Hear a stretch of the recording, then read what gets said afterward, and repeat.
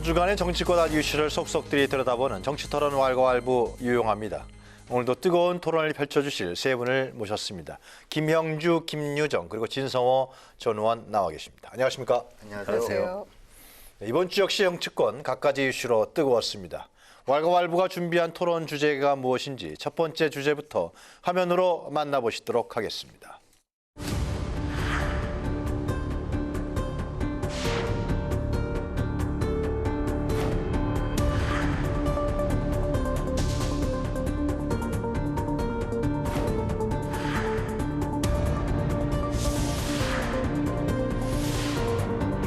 일본의 비정상적인 수출 규제는 정치적인 목적을 가진 경제 보복이라고 판단이 됩니다.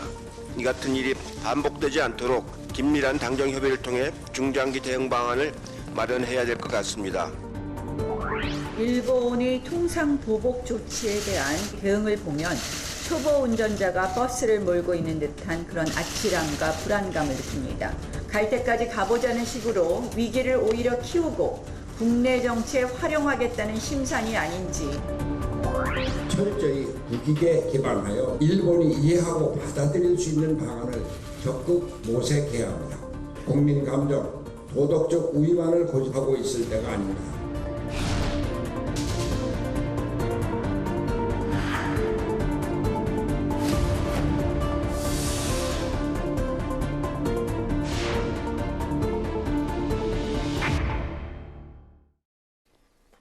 왈가왈부 오늘의 첫 번째 주제는 한일 갈등 점입가경, 출구 전략은 어디에 있나입니다. 일본 강제징용 피해자들에 대한 배상 판결로 촉발된 한일 갈등이 점입가경으로 치닫고 있습니다. 일본은 사실상의 보복 조치로 한국 반도체 소재 품목에 대한 수출 규제 조치를 발표했고요. 우리 정부는 대외적으로 일본과 국제사회를 설득하기 위한 외교적인 노력을 하는 동시에 국내 기업들의 피해를 최소화하기 위한 방안을 마련 중인 상황입니다. 먼저 강제징용의 문제로 시작돼서 강제 보복으로 번진 한일 갈등에 대해서 우리 세 분께서 어떻게 생각하는지 오늘 함께 논의를 해보는 시간을 갖도록 하겠습니다. 자, 이 문제는 어차피 뭐 상당히 중요한 국민적 사안이고요. 또 국가적 사안이기도 하고 우리 또 국가의 미래가 걸려 있는 사안이기도 한데요. 김영주 의원께서 좀 먼저 좀 정리를 좀 해주시죠. 네. 사실은 뭐 이것의 발단은 다 아시는 바와 한국 같이 한국 대법원이 이제 징용 배상의 문제를 해서 했는데 일본은 기본적으로 어차피 65년도에 그 문제가 다 해결됐다고 얘기하지만 우리나라의 대법원은 개인의 청구권이라고 하는 부분은 그때 포함되지 않았기 때문에 가능하다라고 하는 거고요. 이제 그런 부분에 대해서 일본은 국제사회로 가져가야 된다. 한국이 결정되는 부분에 대해서 받아들일 수 없다.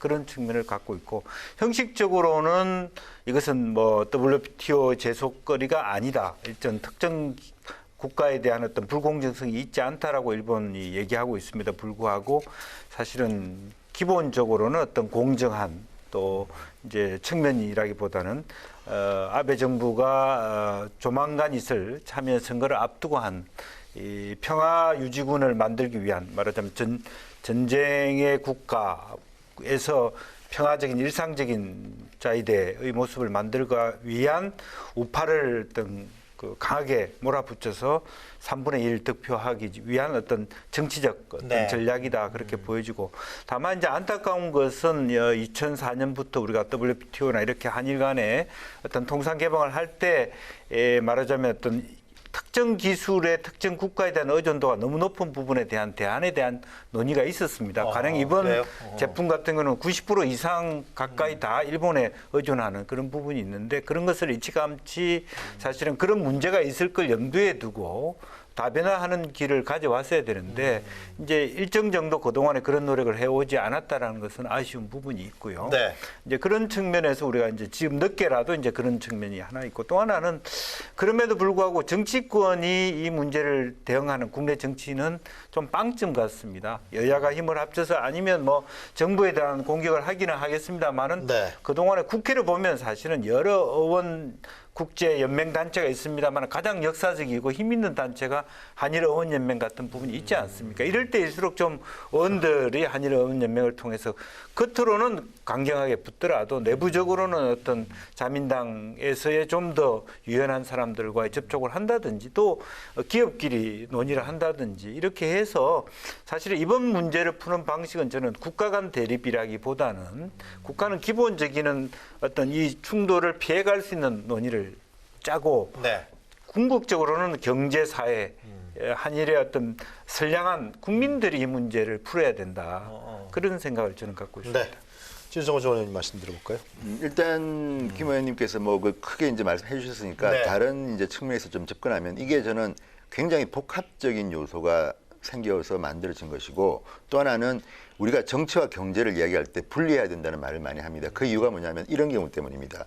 지금 대한민국의 기업인들이 그동안 일본과 한국과의 관계에서 우리가 일본 때문에 이익을 얻은 것도 많고 또 네. 반대로 이야기하면 전체를 보면 일본이 더 많은 이익을 얻었을 겁니다. 무역 수주만 보면 훨씬 우리가 더 손해를 봤습니다. 그런데 그럼에도 불구하고 지금 전자산업이나 IT 이런 것들은 거의 일본을 다운시키고 우리가 거의 올라섰습니다. 이런 데에 대한 삼성전자에 대한 보복적 측면도 있다는 이야기를 하고 있고 또 하나는 이 최근에 반기문 전 사무총장이나 또 DJ 시절에 주일지사를 지내신 원로들이 하는 고언입니다. 네.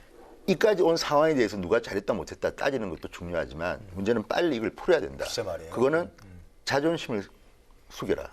그러니까 뭐냐면 빨리 문재인 대통령은 아베를 만나라. 그거 아니면 두 번째는 미국의 SOS를 쳐라. 그 다음에는 민간들이 네트워크를 만들어라는데 사실 지금 문재인 대통령도 뭐 힘드니까 30대 대기업 총수들 청와대 불러가지고 회의를 하지만 그 결과를 보면 지금 방금 이야기한 그런 거예요. 수입 다변화를 하자. 빨리 국내 기술을 만들자. 뭐 이게 하루아침에 됩니까? 그동안 그럼 뭐 했습니까? 기업들도 모르겠습니까? 그거를. 그러니까 이런 데 대해서는 정책으로 풀 것을 풀어야 되는데 이 문제만큼은 제가 볼 때는 대한민국 기업인들의 잘못이라기보다는 한일 간의 관계가 이렇게 악화된 것 때문에 나온 겁니다. 그리고 여든 야든 일본 아베 총리에 대해서 할 말이 많은 게 너무 제가 볼 때는 반칙도 많이 쓰고 또 일본 언론들의 보도를 보면 어쨌든 문재인 정부에 대한 반감이 이런 것까지 나온 거 아닙니까? 이 부분에 대해서는 저는 여야 없이 그건 대응해야 된다. 그렇지만 그렇게 우리 감정을 하는 것이 옳으냐? 저는 그래서 김대중 대통령의 일본과의 관계를 좀 공부해라. 그때도 네. IMF 때문에 굉장히 경제가 힘들었고 김대중 대통령은 굴욕적인 일까지 하시면서 체면을 구기면서까지 한일 관계를 정상화시켰습니다.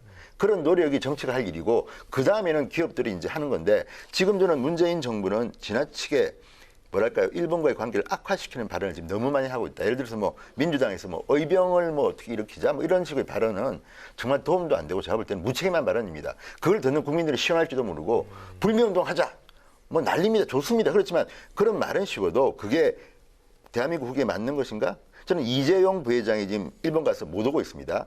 당초 예상보다 오래 머무르는데 일본의 메가뱅크들 찾아다니면서 했다는 말 이거는 시작일 뿐이다. 내가 더 걱정되는 거는 수출 규제가 아니라 정말 8.15를 앞두고 대한민국에서 반일 감정이 일어나서 한일 관계가 경제적으로 악화되면 이 반도체 부분 말고도 지금 굉장히 많이 얽혀있기 때문에 두 나라가 공멸할 수도 있다는 그런 경고입니다. 우리나라가 지금 당장은 어렵지만 그럼 삼성전자로부터 제품 원료를 받아 쓰는 소니 뭐 도시바 다 2차 피해 봅니다. 일본도 지금 양식 있는 언론들은 그런 이제 글들을 쓰기 시작했습니다. 아베 총리 이렇게 하면 안 된다.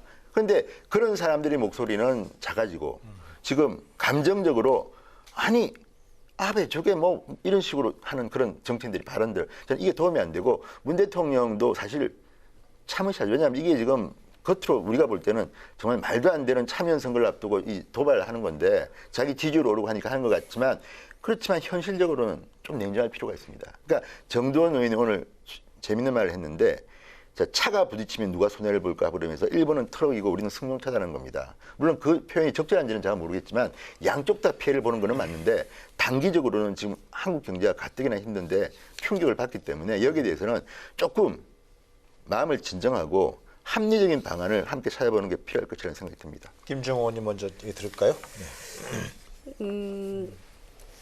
이게 이제 여야가 힘을 합쳐야 될 문제이지 지금 같은 상황에서 한국당의 모습처럼 외교 참사다, 대응 왜 준비 못했느냐라고 비판하는 것이 이 지금 일본의 수출 규제 문제를 푸는 그게 방법이 될 수 있는 것인지 저는 먼저 좀 묻고 싶고요. 지금의 이제 한국당의 태도를 보아서는 또 이제 비판하면서 대안 없는 비판이죠. 그러니까 본인들이 집권을 했고 지금 집권당이었으면 어떻게 할 것인가 생각해 보면 하나하나 답을 조금 만들어가야 되는 상황 아니겠어요? 그런데 이제 한국당의 모습은 전혀 그런 모습이 아니어서 우선은 굉장히 실망스럽다고 생각을 합니다. 그리고 지금 상황에서는 그 누구도 지금 바로 이 문제를 풀 수 있는 어떤 현답도 가지고 있지 못하기 때문에 우리가 지금 고민하고 있는 것인데 거기에 대해서 무조건적인 비난 이렇게 하고 있는 것은 지금의 제1야당 모습 온당치 않다. 네. 그게 가장 좀 저는 아픈 구석이었어요. 그리고 이제 두 번째는 국회 차원에서 방일 의원단 구성하겠다라고 이제 서로 합의가 됐는데 지금 상황에서는 조금 유야무야 돼가고 있는 그런 모습이죠. 구체적인 어떤 그 실행 프로세스가 나오고 있지 않은 상황인 것 같고요. 이제 그런 점에서는 우리가 이 문제를 외교로 풀어야 되는 것은 맞는데 지금 김현정 그 실장 같은 경우도 미국 가서 폼페이오도 만나고 이 지금 그 한일 간의 이 문제 플러스 또 남북 문제도 얘기한다고 하고 있습니다만은 뭐 구체적으로 어떤 얘기가 오고 갔는지 뭐 좋은 시그널이 있었다 정도 얘기만 하고 있는데 어떤 식으로 풀어갈 수 있는지 잘 모르겠어요. 왜냐하면 일본도 아베 수상도 지금 참여 선거 앞두고 순전히 지금 일본의 국익을 위해서만 국내의 어떤 문제를 풀기 위해서 이 문제를 이용하고 있는 것이고 미국 같은 경우에도 한미일 이 3자 간의 관계 속에서 당장 미국 국익에 어떤 심각한 그 침해나 우려가 있지 않는 한 선뜻 나서기 어려운 입장이 이미 분명하고 그런 가운데서 우리의 어떤 입지라는 게 굉장히 어려운 거 아니겠습니까? 네. 그래서 조금 이 중지를 모아둘 필요가 있다 이렇게 생각을 하고요. 참여 선거를 앞두고 아마 그 문제가 저는 이제 아베 수상 입장에서는 가장 큰 그 원인이겠죠. 왜냐하면은 일본의 상황을 보니까 이 청년층의 지지는 상당히 높은데 이 장년층과 노년층, 중장년층, 노년층으로 갈수록 굉장히 지지율이 떨어지는 경향이 있기 때문에 네. 그 보수 우익과 장년층, 노년층의 그 지지율을 결집하기 위한 보관이 지금 이 경제 보복 아닙니까? 그래서 이 참여 선거 결과를 보고 그 이후에 이제 우리가 좀 더 적극적인 어떤 대응 방안이 현실적인 방안이 나올 수 있을 거라고 생각을 하고요. 그 결과 여부에 따라서 그렇게 생각이 되는데 청와대 김상조 정책실장이 우리가 이미 그 리스크에 대한 것들을 다 롱 리스트를 가지고 있다. 이제 이런 얘기해서 이낙연 총리로부터 핀잔도 듣지 않았습니까? 네. 정책실장의 말이 너무 많다고 하는.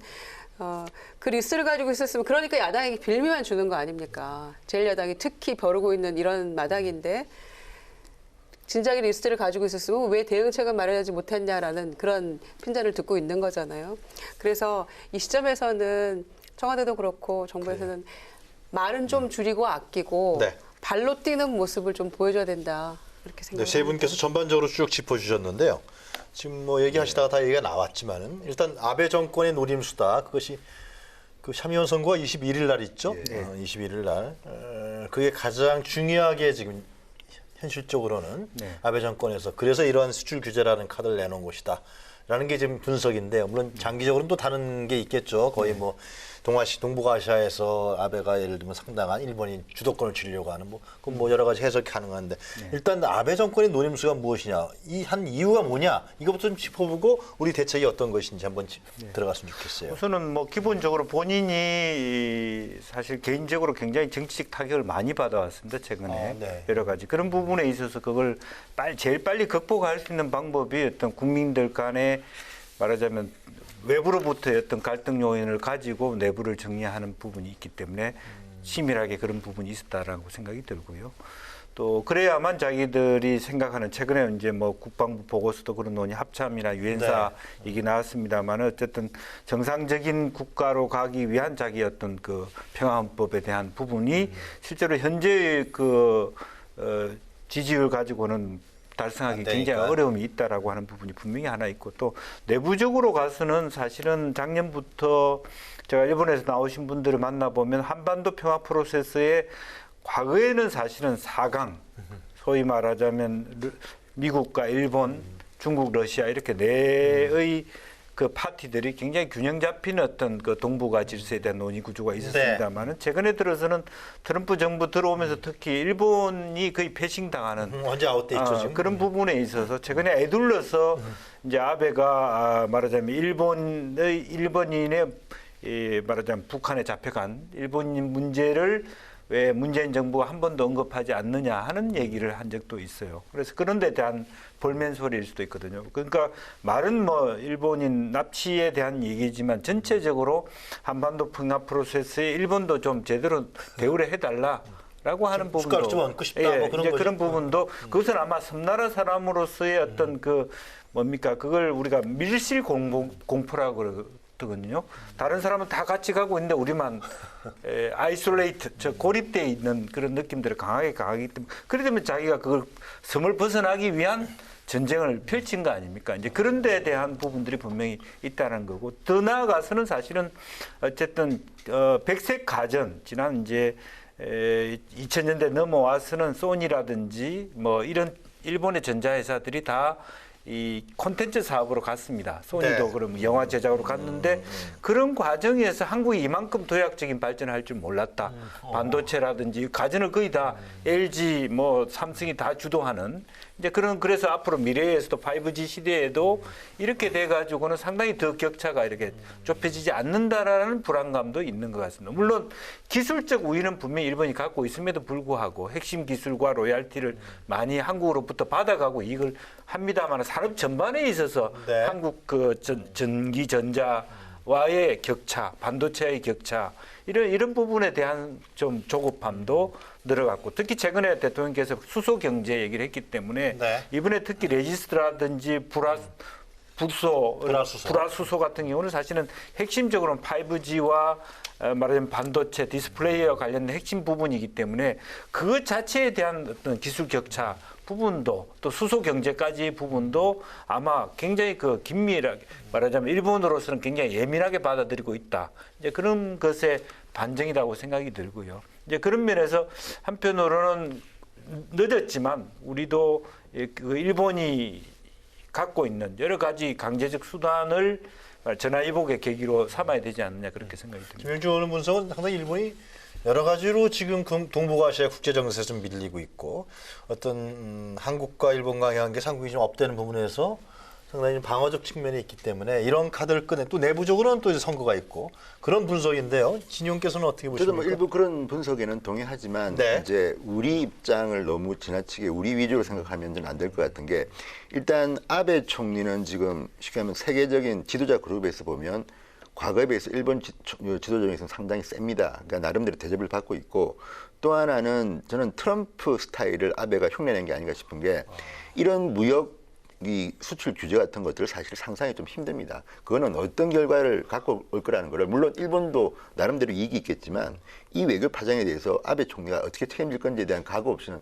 하기 힘든 겁니다. 그리고 그러네요. 지금 김상조 실장이 뭐 롱리스트 갖고 있다 했지만 이 외에도 일본이 할 수 있는 게 굉장히 많습니다. 그렇다 그러면 자 왜 했을까? 일단 트럼프가 중국한테 한 거 보니까 저거 센 나라가 좀 약한 나라한테 써먹을 수 있겠네 이런 생각을 했을 것 같고 또 하나는 우리는 지금 아베가 소외됐다고 생각하지만 저는 문재인 대통령이 소외된 측면도 있습니다. 무슨 이야기냐면 반기문 전 사무총장이 이야기했지만 한미 이런 혈맹 비슷하게 굉장히 친했습니다. 어쨌든 간에 뭐 복잡하게 감정적인 부분도 있지만 늘 그런 관계였는데 지금 문재인 대통령과 이제 김정은과의 문제가 생기면서 나름대로 친한 친구 셋 중에서 한 명이 조금 멀어졌다는 거죠. 그럴 때는 친한 친구 중에 한 명이 와라 봐라 같이 밥도 먹자 해서 같이 또 뭉쳐야 되는데 지금 그 역할을 트럼프가 해야 되는데 안 하고 트럼프 있다. 스타일은 그렇지 않습니다. 그러니까 과거에 오바마 대통령의 이런 스타일들은 기억할지 모르지만 그 2015년에도 박근혜 정부 때 일본하고 사이가 이런 문제 때문에 위안부라든지 이런 것 때문에 멀어졌을 때 그때 오바마 대통령은 그 역할을 했습니다. 근데 지금 트럼프 스타일은 다자 외교보다는 1대1 외교 스타일입니다. 그러니까 지금 사실 문재인 정부가 외교적으로 좀 힘든 것도 있고 또 하나는 강경화 장관이 외교부에 오고 또 이제 남북 관계가 중요해지고 새로운 일들이 벌어지면서 네. 외교부 관리들의 능력도 중요하다고 보는 게 통상본부라든지 미국이라든지 일본 라인에 있었던 많은 엘리트들이 다 떠나버렸습니다. 지금 솔직히. 그리고 오히려 중국이라든지 북한 문제에 관심을 갖다 보니까 네. 장관이 별로 안 챙긴 것 같습니다. 그러다 보니까 지금 언론의 비판들을 보면 일본 대사관의 경제 담당자가 그동안 뭐 했는가? 최소한의 시그널도 없었다는 거는 말이 안 된다. 그리고 기업들은 일부 갖고 있다는 겁니다. 지금 작년 11월 달에도. 그런데 이런 것에 대해서 우리 정부가 설마 하겠어? 그런 게 있고 또 이거를 1일 날 일본 정부가 이제 발표를 했는데 그 전에 산케이 신문이 보도를 했습니다. 그러니까 이재용 근데 최태원 이런 분들은 산케이 보도를 보고 바로 뛰었다는 겁니다.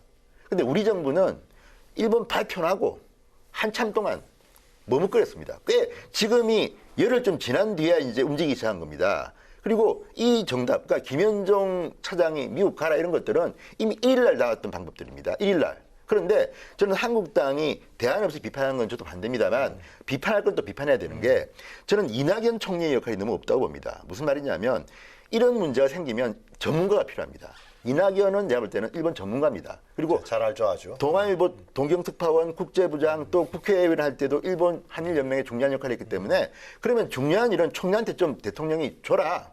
지금 홍남기 부총리나 성년모 산업부 장관들이 하는 걸 보면요. 아마추어 같습니다. 제가 볼 때는. 그러면 전문가가 좀 나서게 하고 또 강경화 장관은 이 와중에 아프리카를 왜 갑니까? 물론 2달 전에 약속을 했겠지만 적어도 이렇게 대한민국에 큰일이 터졌으면 또 이낙연 총리는 내일인가 방글라데시로 간답니다.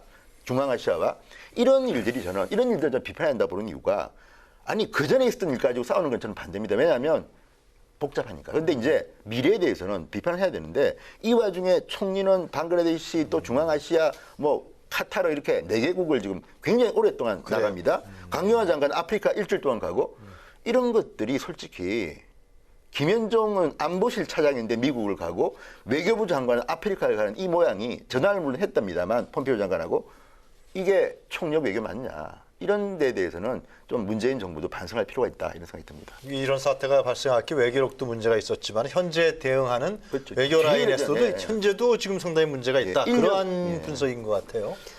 네, 일면 맞는 말씀이기도 하죠. 그러나 네. 이제 참여 선거 있고 그다음에 이제 8월 달에 화이트 리스트에서 완전히 우리를 제거할 건가 말 건가 뺄 건가를 이제 일본이 8월 정도에 얘기를 할 거라는 거 아닙니까? 그래서 정말 필요하다면 총리가 또 이 단방약이 바로 나올 수 있는 상황이 아니기 때문에 네. 지금 일본과의 관계는 그래서 예정된 일정은 하시고 예. 돌아오셔서 그다음에 또 일본에 어떤 식으로든 특사로든 총리 신분으로든 가셔서 얘기할 수 있는 그런 상황이다 이렇게 생각을 하고요. 그런데 이제 이 시점에서 중요한 거는 지금 이제 일본이 말씀을 하셨습니다만 G20 정상회의가 사실 각국 간의 자유무역과 관련해서 논의를 하는 자리였는데 그렇죠. 예. 이거야말로 완전히 자유무역이 정신에 배치되는 지금 그런 그 경제 보복 조치 아닙니까? 이제 그거 가지고 아마 WTO 가서 이제 그거냐 아니냐 가지고 다투게 되겠습니다만은 아마 굉장히 공들여서 준비했던 G20 정상회의가 바로 그 다음날 판문점에서 남북미 3자 회동 때문에 바로 묻혀버리고 굉장히 약올랐을 거예요. 시진핑 주석은 방북을 했었고 또 김정은 위원장은 또 푸틴을 만나러 러시아를 네. 다녀왔고 그러니까 소위 과거의 6자 회담의 주역들 중에서 일본만이 빠지게 되는 이런 상황이기 때문에 아베 수상이 나름대로 굉장히 고심이 많았을 거다. 약오르기도 했을 거고 이제 그런 거 저런 것들이 복합적으로 하지 말아야 될 정치 외교적 문제를 경제 보복으로 비화시키는 일에 일본이 앞장서고 있기 때문에 네. 문제가 간과할 수 없는 문제다 이렇게 생각을 하고요. 오늘 오후에 그 뉴스를 보니까 일본에서 지금 이제 이렇게 수출하고 있는 그런 여러 원료들 중에서 브라소였던가요? 러시아에서 제가 정확하지는 않습니다만 러시아에서 그 내용은 러시아에서 우리가 수출할 수 있다.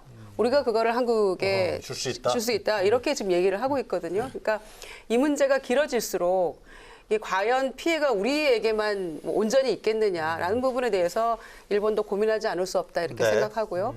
당장에 이제 그 반도체 그 재료가 되는 3가지 품목의 수출 규제가 강화된다고 하니까 일본 기업들이 나서서 결국에는 부메랑으로 우리가 문제가 된다라고 반발하고 있는 것이 일본의 모습이잖아요. 네. 그리고 이제 그 규제에 대해서 보복이냐 아니냐 이 문제를 가지고 또 기자들과도 또 일본 기자들과도 또 실랑이가 있었던 게 그럼 결국 보복 아니냐라는 거에 대해서 결국은 또 아베 수상이 시인하기도 했고요.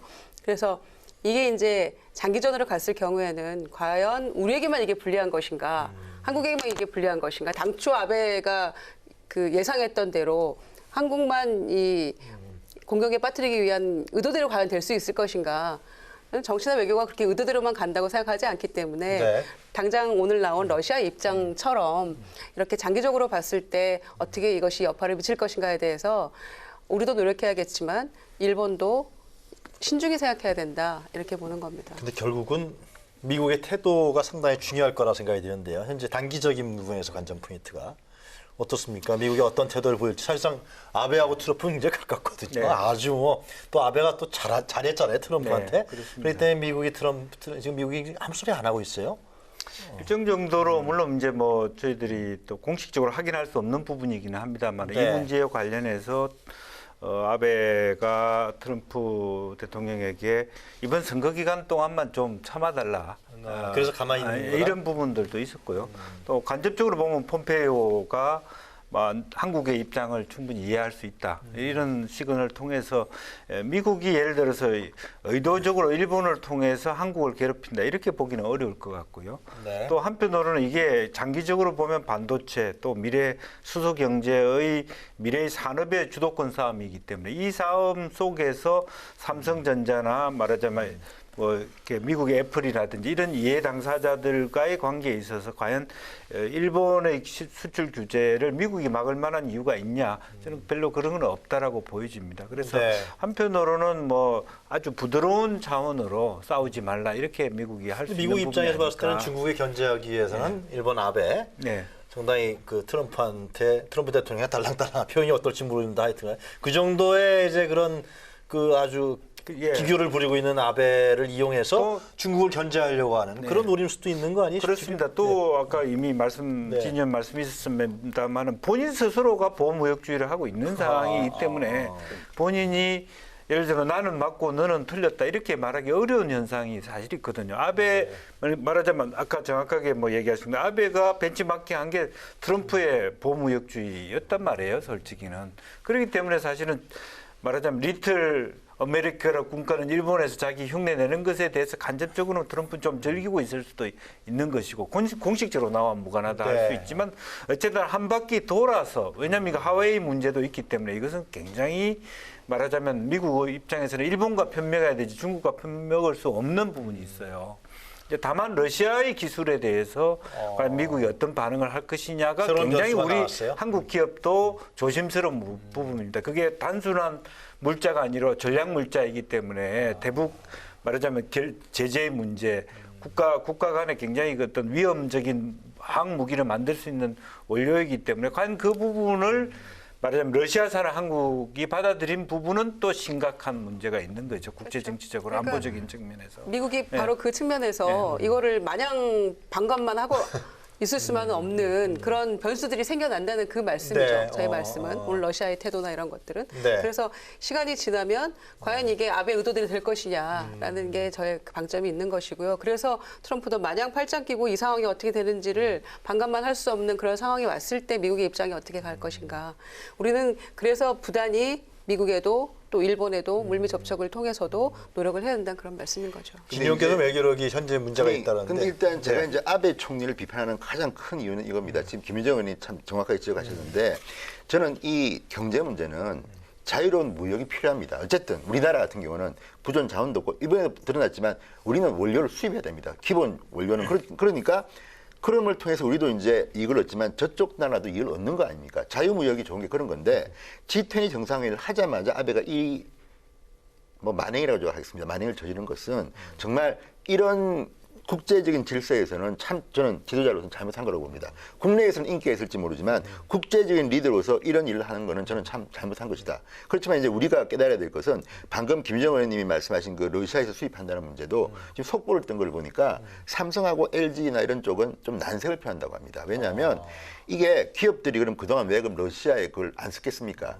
이거를 다시 한 뭐 2달 정도 걸린다는데 검증하고 새로운 라인을 또 만들고 돈이 천문학적이랍니다. 그리고 함부로 모험하기가 힘들답니다. 그만큼 대만이나 일본이나 우리가 지금 쓰고 있는 것들은 안정적이고 굉장히 수준이 높다는 건데 네. 물론 러시아께 수준이 낮다는 건 아니지만 그거를 또 검증하려면 또 우리는 돈과 시간이 필요한 거죠. 그러니까 일본이 굉장히 그런 걸 알고 지금 급소를 찌른 그래서 것이고 추경을 좀 해서 아니 그거는 추경으로 된 문제가 아닌 게 조단임 내로 또 하나는 저는 그래서 기업의 문제는 기업에 맡길 수밖에 없는 게 지금 이재용 신동빈 회장이 일본에 오래 머무는 이유가 뭐냐면 대한민국에서 일본과 가장 가깝다고 할 수 있고 가장 지일이라고 할 수 있는 게 롯데입니다. 사실은 롯데는 신동빈 회장 아들 결혼식에 아베가 하객으로 왔습니다.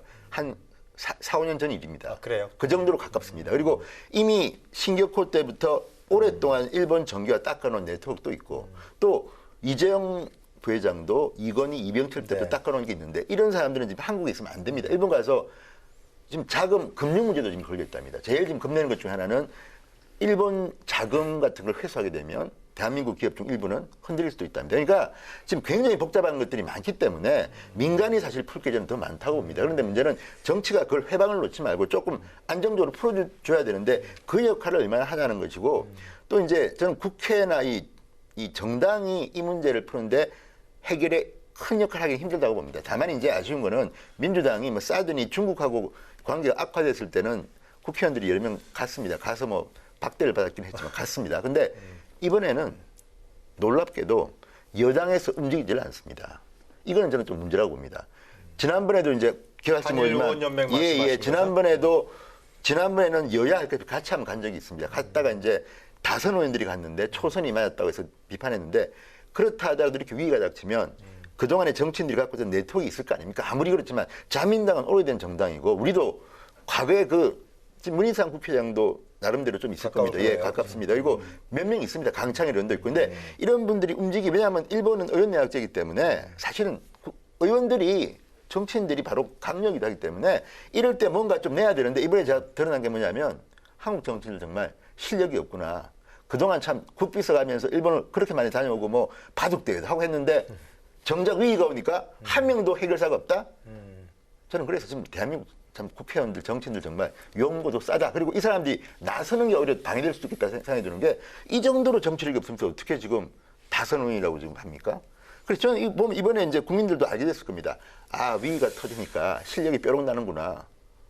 이게 뭡니까 진짜? 저는 참 창피하다는 생각이 듭니다. 그러니까 이거는 그러니까 문재인 대통령도 저는 겉으로는 지금 비판도 일부 받지만 속으로 물밑으로 뭔가 하고 있을 겁니다. 그런데 문제는 외교라는 게 공개적으로 할 수 없는 일이 더 많습니다. 그러니까 물밑으로는 뭔가 대화가 있을 테고 조금 국민들한테 비판을 받더라도 문재인 대통령이 할 건 해야 되는 게 지금 언론에 최근에 보도된 게 한국이 일본에 어떤 제안을 했다. 청와대 그런 적 없다고 하지만 그 제안을 사실은 작년에도 한번 했다는데 그런 걸 보면 우리 정부도 나름대로는 뭐 하고 있는 것 같기 때문에 그런데 기대해봐야지.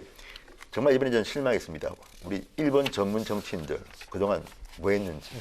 네. 하여튼 뭐 얘기들을 많이 해주셨는데요. 그런 상황은 뭐 크게 뭐 비관적이지도 또 그렇다고 해서 낙관적이지도 않은 현재 지금 진행형인 것 같은데 여러 가지 변수들이 지금 남아있다. 일본 국내 변수, 또 국제적인 변수, 미국 변수, 러시아 변수 이런 부분들이 있기 때문에 이 부분들을 우리가 어떻게 우리 정부가 어떻게 잘 슬기롭게 지혜롭게 외교로 풀어나가느냐 이게 가장 중요한 포인트 같은데요. 지금 이제 진 의원께서 말씀해 주셨듯이 지금 정치권에서도 좀 이런 부분을 같이 공유하면서 노력을 해야 되는데 범국가 차원으로 이런 부분이 좀 아쉽다. 그런데 마지막으로 간단하게 두 분께서 그런 말씀이 있으시면 얘기를 하고 다음 주제로 넘어가도록 하겠습니다. 사실은 이제 방금 진 의원께서 좋은 얘기를 말씀하셨습니다만은 외국의 경우에는 국회의원들이 커버하는 외국 지역이 있습니다. 그렇죠. 예. 그런데 우리나라는 아직까지도 뭐 외통위를 구성하는 거라든지 어원 외교 협의회를 구성할 때 아주 구진국형이에요. 그러니까 자기가 안 가본 나라를 가보기 위해서 그 위원회 한다. 굉장히 잘못된 방식입니다. 그래서 실제적으로 앞으로 우리가 이런 정말 어원 외교가 필요한 시점에서는 네. 한번 어떤 어원 외교 협의회에 들어가면 그게 변화돼서는 안 돼요.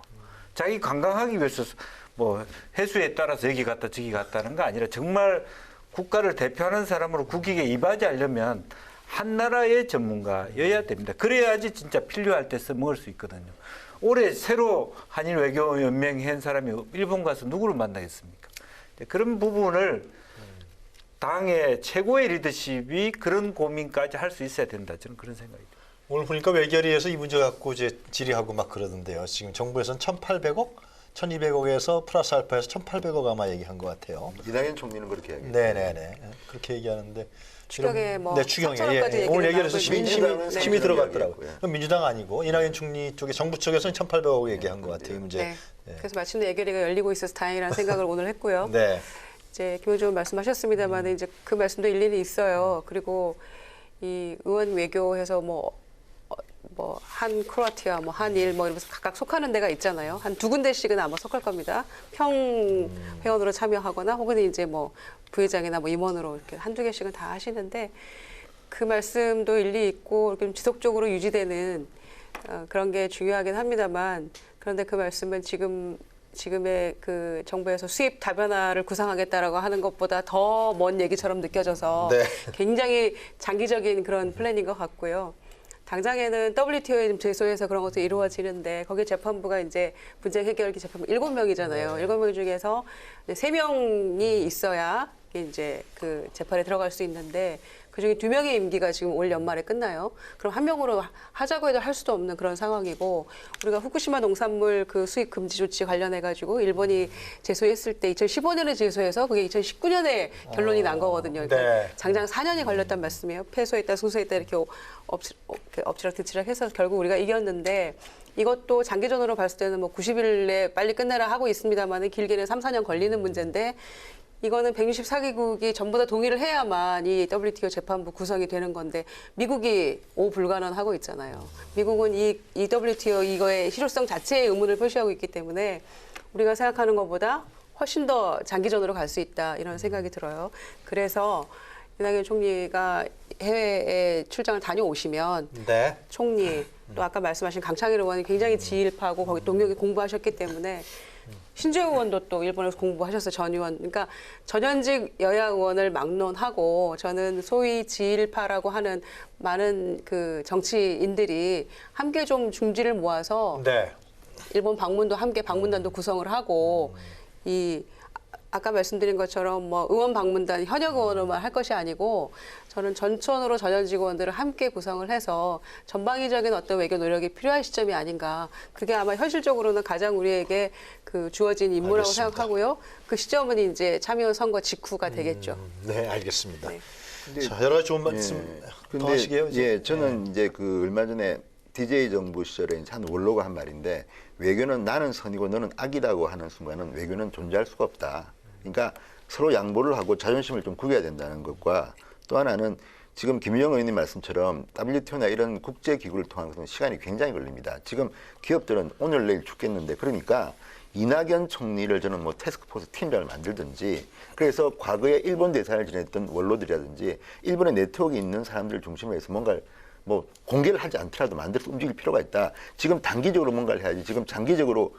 뭐 의원 외교 알겠습니다. 되겠습니까? 예. 그런 생각이 좀 드네요. 근데 일본이 전쟁을 걸어왔는데 의원들이 가서 제 생각인데 의원들이 가서 얘기한다고 그게 기미가 풀어질지 그런 좀 그러니까 회의감도 들어요. 저는. 예. 실효성이 별로 없어 보입니다. 예. 근데 결국은 미국 아닌가라는 생각이 드는데 미국이 어떤 태도를 보이느냐.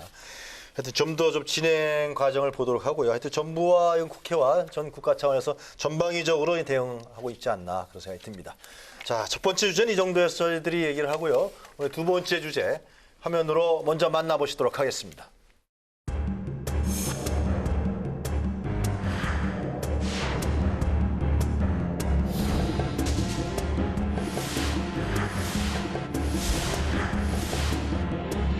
윤석열 검찰총장 후보자는 검찰을 이끌 적임자임을 충분히 보여주었습니다. 그런데도 일부 야당은 혼선에서 비롯된 답변을 빌미로 청문 보고서 채택을 계속해서 거부하고 있습니다. 국민 여론을 호도하려 합니다. 법 질서 준수와 그리고 정의 실현에 앞장서는 검찰 조직의 수장을 맡기에는 매우 부족하다고 생각합니다. 이 부분에 대해서 문재인 대통령 역시 인사권자로서 결단을 내려줄 것을 촉구합니다. 자신의 거짓말을 덮기 위해 내놓은 해명 또한 거짓말로 확인되면서 위증 논란이 증폭되고 있는 것입니다. 윤석열 후보자는 공연히 정쟁을 유발하지 말고 자진 사퇴할 것을 다시 한번 촉구합니다.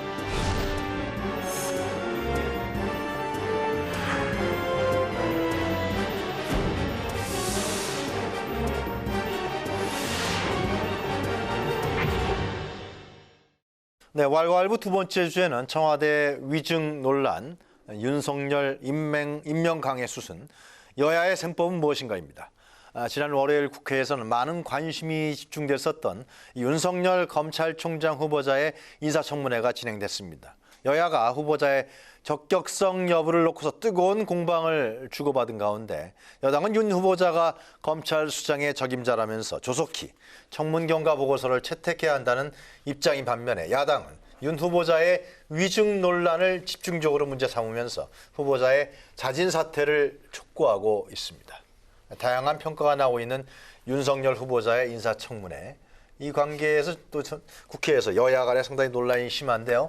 세 분의 의견을 한번 들어보도록 하겠습니다. 자, 윤석열 청문회 보셨죠? 네네. 어떻게 보셨습니까? 마지막에 12시 넘어서 좀, 그죠? 예. 다를 볼 수는 없고 보다 말다 해서 막바지였습니다만 결과적으로는 오히려 홍준표 전 대표가 얘기한 것처럼 실제로 보면 핵심적으로 보면 이 사람이 검찰총장으로 어떤 적절한가 역량이 있는가에 대한 포커스를 맞추지 못했다라고 하는 그런 측면이 있고 또 핵심적으로 소위 스모킹건을 만들어내지는 못했다. 다만 야당에서요? 예, 야당에서 그런 측면이고 막바지에 이제 녹취가 열려지면서 거짓말 논란에 휩쓸려졌죠. 이제 그런 부분에 있어서는 사실은 뭐 여당 안에서도 그 거짓말 한 부분에 대해서는 사과할 필요 있다라고 얘기한 부분이 있었습니다.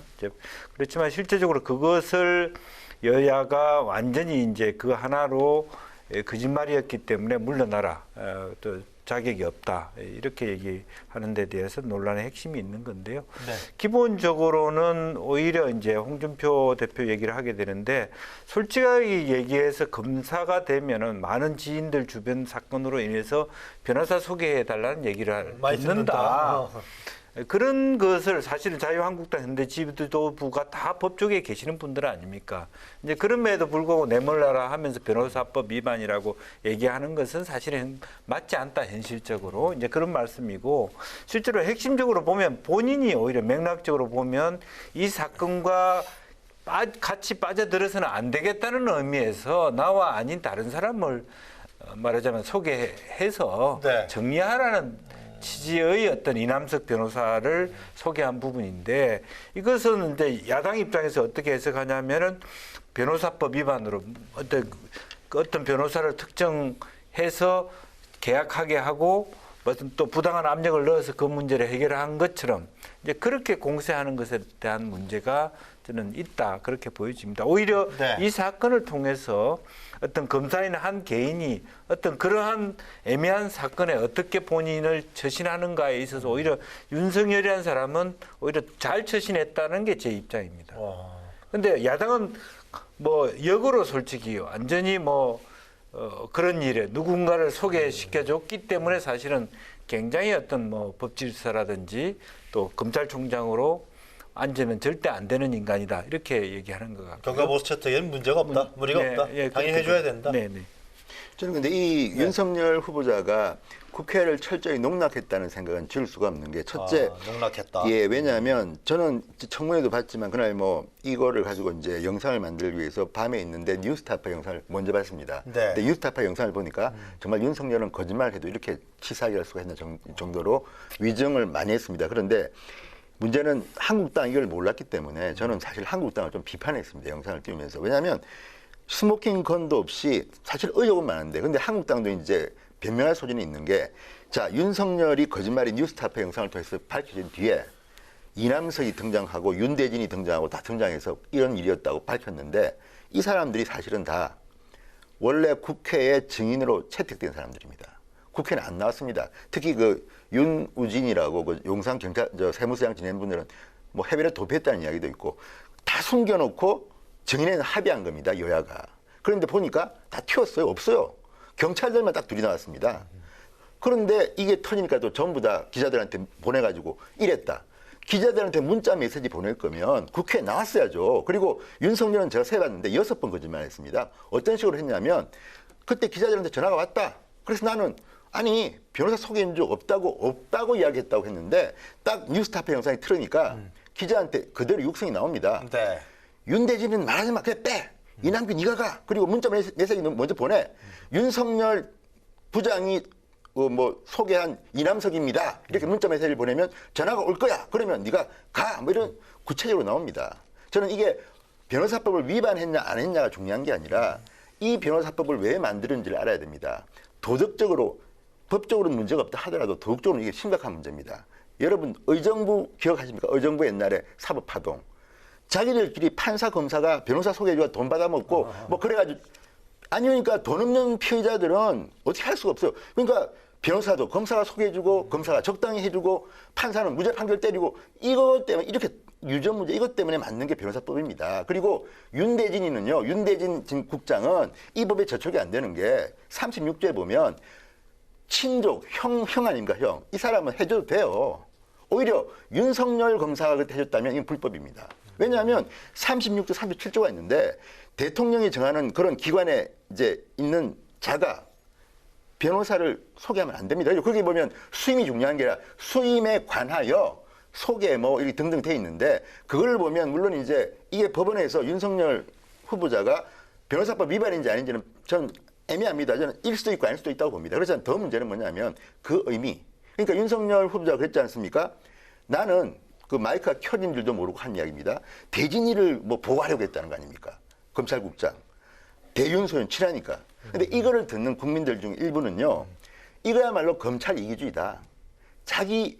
자기하고 친한 후배, 사실은 먼저 했을 겁니다. 그런데 대학은 후배인데 그러면 윤대진 형님인 용산 서장이 돈을 뇌물 혐의로 문제가 되니까 현직 서장이 해외로 튀어버렸는데 그러니까 인터폴에 적색 수배해가지고 잡혀왔는데 이 사람을 변호사를 소개해준다? 아무리 동생이지만 동생이 윤대진 검사 그때 바로 자기 밑에 했고 있던 그 검사 출신 그 변호사를 소개했다면요. 법적으로는 문제가 없지만 도덕적으로는 비난받아 마땅한 겁니다. 이거는. 국민 편에 서서 이야기하지. 별거 아니고 변호사법 위반도 아니고 문제없다. 물론 저는 윤석열이라는 사람이 검찰총장으로서 자질이 있냐 없냐를 떠나서 그날 했던 걸 보면 철저히 검찰 우리 가족 보호입니다. 그리고 지금 일선에는 윤대진 검찰국장은 이미 그전에 서울중앙지검장이던 윤석열 후보자가 검찰총장이 되면 그 자리에 윤대진 국장이 간다고 이미 보도가 나는 상황에서 그러면 윤석열 사장만 그러면 대한민국 검찰을 장악합니까? 좋은 자리만? 이런 데에 대한 국민들의 마음은 생각 안 합니까? 그래서 저는 민주당의 그 해명이라는 것 자체가 저는 정말 국민을 무시한다. 그리고 국회의원들이 국회를 그렇게 무시했는데 6번 거짓말을 했는데 네. 거기에 대해서 그렇게 옹호한다는 것도 좀 이해가 안 되고 차라리 금태섭 의원이 잘 썼습니다. 글을. 금태섭 의원 민주당이지만 검사 출신입니다.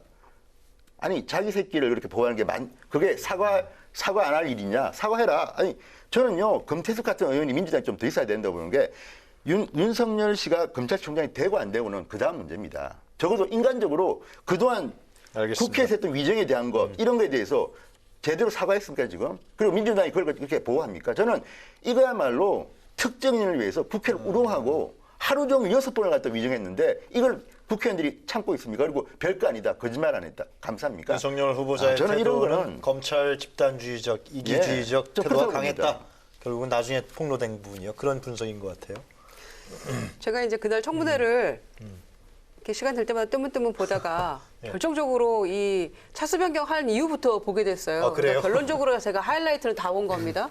그래서 자정 10분 전에 차수 변경하고 그리고 그때까지만 해도 사실은 여야 의원 할 거 없이 더 추가 질문할 의원 많지 않았어요. 한 4-5명. 그래서 자정 넘어 12시 반쯤이면 끝나겠구나. 뭐 이 정도면 양호하지 이렇게 생각하면서 봤는데 김진태 의원이 그냥 딱 이게 그냥 웬일입니까? 새벽 2시가 돼서 이제 끝났죠. 그랬는데 그걸 보면서 야구는 9회 말 투아웃부터고 네. 인사청문회는 차수 변경부터구나라고 제가 이제 그걸 느끼면서 봤는데요. 우선 첫째는 이 청문회의 특성상 이제 모두가 얘기합니다만 이렇다 할 한 방이 없던 하루가 지나고 차수 변경하고 나서 이제 본격적으로 문제가 제기가 된 거고요. 두 번째는 이 문재인 정부에서 뭐 5대 결격 사유, 배제 사유, 뭐 7대 사유 막 이러면서 뭐 위장 취업 있었잖아요. 뭐 위장전이 위장전이. 위장 취업 아니고요. 위장전이. 위장전이. 예. 그리고 뭐 논문 표절, 뭐 투기 뭐 여러 가지 많았잖아요. 병역 그런 건 하나도 문제. 없었다는 거 아니에요? 그런데 지금? 결국에는 그런 건 하나도 없었고 사실은 이 문제도 이제 한국당에서 문제 제기하려고 했었던 주요 내용을 보자면은 봐준 거 아니냐 이런 거였는데 수사선상에 연결이 전혀 없었잖아요. 이누진 전 서장의 뭐 이 뇌물 건에 대해서는 이제 그랬는데 저는 그걸 보면서 느낀 게 뭐 친한 조직 내부의 뭐 후배 감싸기건 뭐건 거짓말은 분명한 사실이었어요. 네. 그리고 이로써 다른 결격 사유는 없었다고 할지라도 임명권자에 대해서는 치명타가 될 수밖에 없는 것이죠. 또 자신에게도 도덕적인 치명상을 입었다 이렇게 생각은 합니다. 그러나 사실은 이 윤석열 후보자가 지명이 됐을 때 야당에서 뭐 문제제기한 것뿐만 아니라 여당 내부에서 볼멘 소리가 나왔던 걸 우리 기억하잖아요. 이거는 칼이 어디로 향할지 모른다. 부메랑으로 온다. 그렇죠. 라는 점 때문에 사실은 여야 할 것 없이 두려워하는 임명이 된다면 그런 검찰총장이 될 거라는 것은 누구도 알고 있는 주제의 사실이잖아요. 이제 그런 점에서는 여당도 두려워하는 이 후보자에 대해서 저는 아마 임명은 될 거다 이렇게 생각하고요. 지금 이제 청문 보고서 채택은 못했습니다만은 재송부 요청이 있었고 네.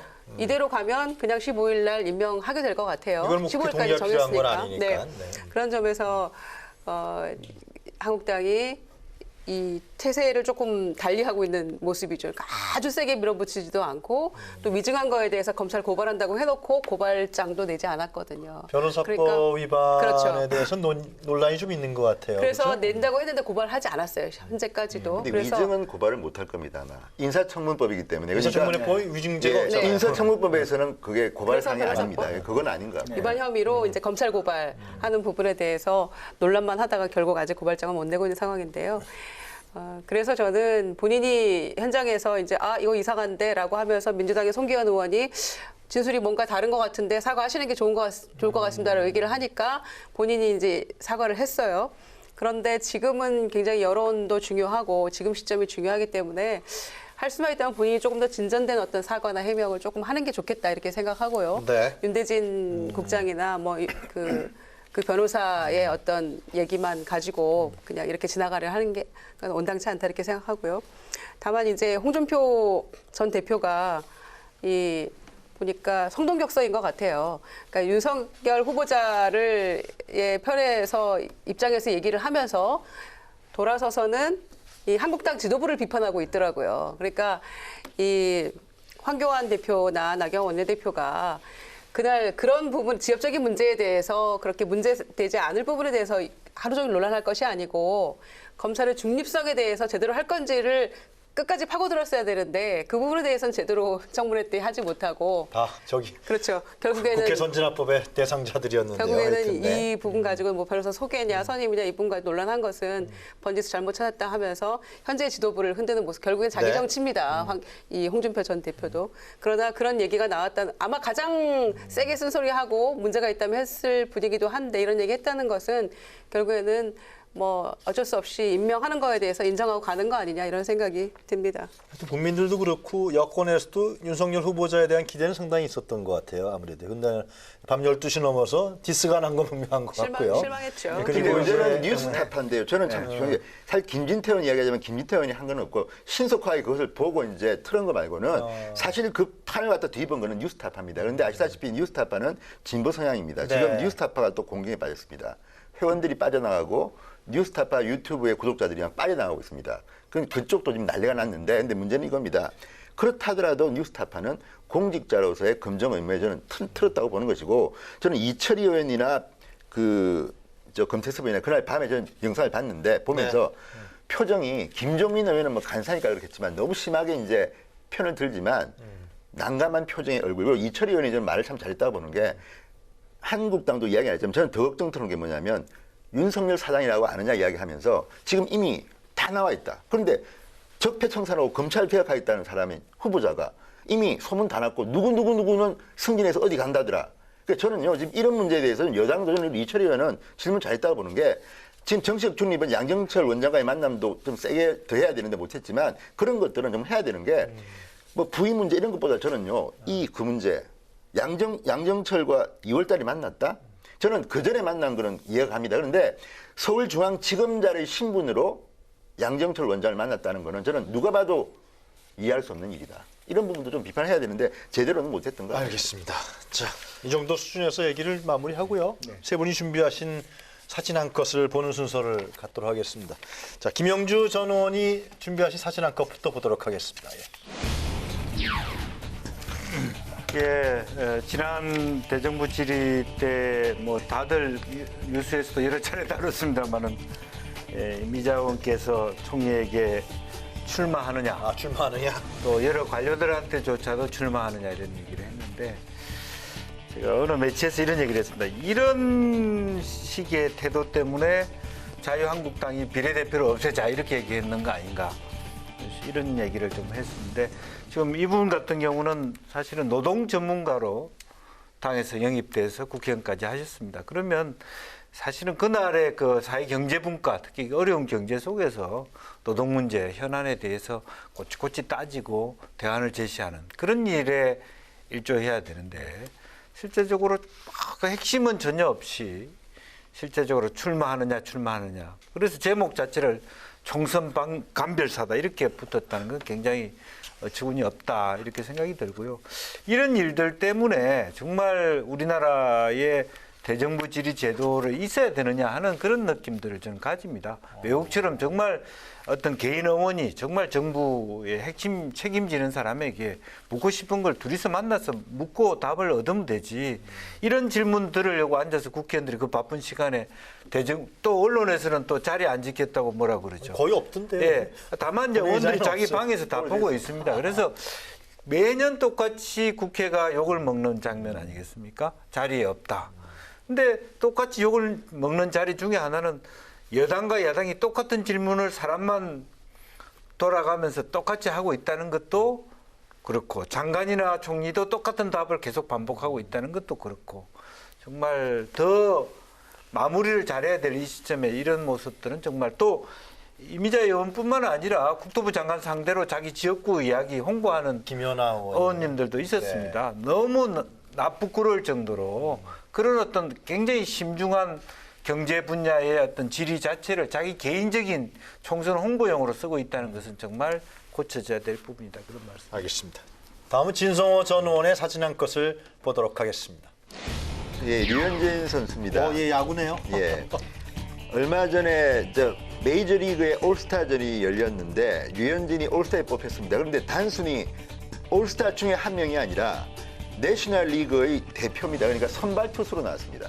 그러니까 대한민국 역사상 MLB에 진출한 투수가 올스타전에 선발로 나온 거는 처음입니다. 그 다음에 나온 게 전설의 투수 커쇼입니다. 같은 LA 다이스인데 류현진이 에이스고 커쇼는 두 번째입니다. 연봉은 커쇼가 1년에 한 300~400억 받습니다. 류현진도 한 200억까지는 안 되지만 100 얼마 받는데 어쨌든 류현진이 던졌고 지금 MLB 전체에서 방어율 1.73인데 1점 내는 유일합니다. 근데 이제 얼마 전에 박찬호 씨가 이제 자기 인스타그램이니까 SNS에 글을 하나 올렸습니다. LA에 가서 류현진이 투구하는 모습을 찍어가지고 영상을 올리면서 손흥민과 류현진을 칭찬을 했습니다. 그러면서 한 말이 내가 기억나는 게 김대중 대통령 시절입니다. IMF 때문에 경제가 어려울 때 대한민국 국민들은 박찬호와 박세리를 보고 눈물도 흘리고 희망도 얻었다.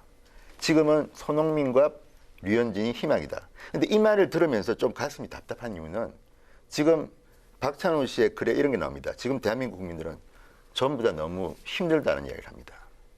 왜 힘들까요?